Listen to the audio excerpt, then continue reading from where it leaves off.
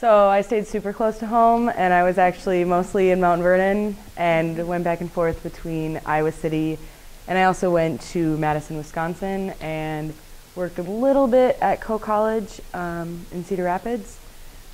But my project is a little different, and I did a research proposal for the fellowship where my budget was mostly to go collect data and come back and analyze it and work with this project that I started a previous summer, but we kind of hit a dead end and had to start all over, but we ran out of funding. So the Fellows Program was really great in helping us out with that.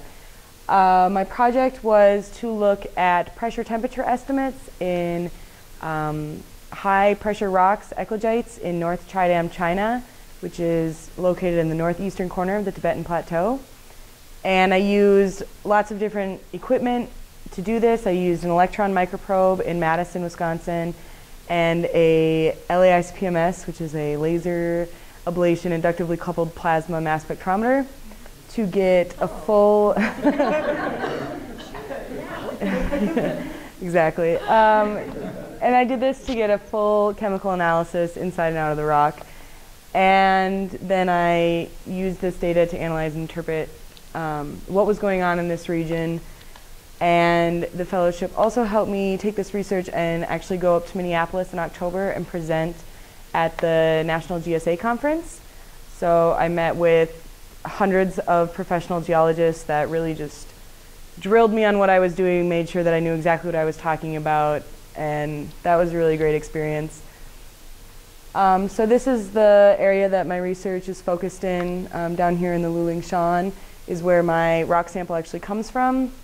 And to give you, this is a blown out picture, and these are folds and faults of where the tectonic plates are going. So this is where I did my research, and this is from Madison using the EMP, the electron microprobe. And I'm not dressed very nice because we had to get up at 5:30 in the morning, drive to Madison, and be in the lab from 8 at night, or 8 in the morning until 9 at night. And we only got X amount of hours there, so we were really there forever. And then our samples ran from 9 at night. We were back there at 7:30 in the morning and there again until 9 at night, and then drove back to Mount Vernon.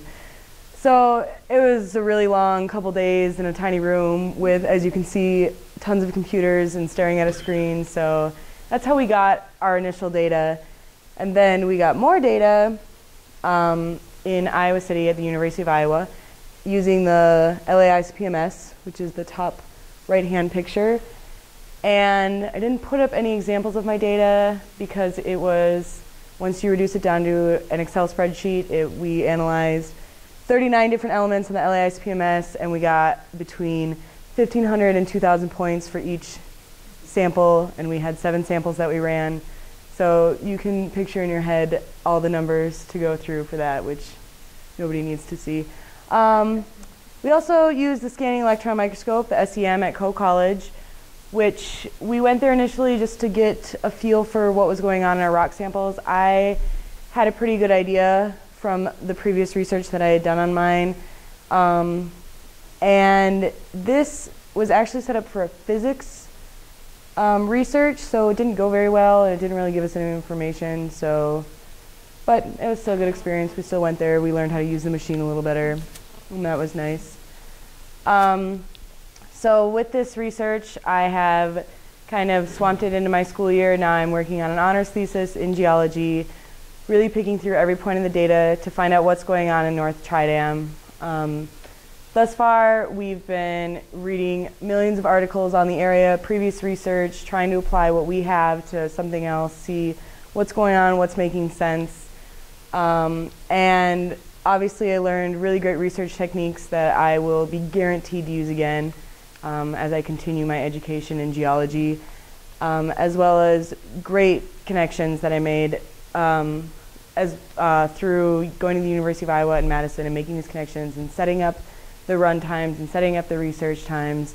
And when I went to GSA, I met with about 7 different potential grad school advisors and met with them. We talked about my research. I found out what they were doing a little bit, so that was nice to be able to know exactly what steps I want to take in the future to my grad school.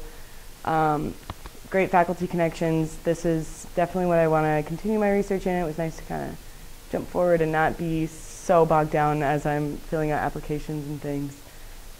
And obviously, big thanks to Emily Walsh, who I guess is my site sponsor and my faculty sponsor. David Pete is also, I worked with him at the University of Iowa. He's serving on my honors thesis committee. And John Furnell at the University of Wisconsin-Madison, Jay Thompson at the University of Iowa, the Cornell Fellows Program, obviously. Rodney and Elizabeth Black, who were my fellowship sponsors. And Mario he's very Italian, but he works at Cole College. Yeah, similar to that. And Robin Drucker was another student who worked with me very closely this summer.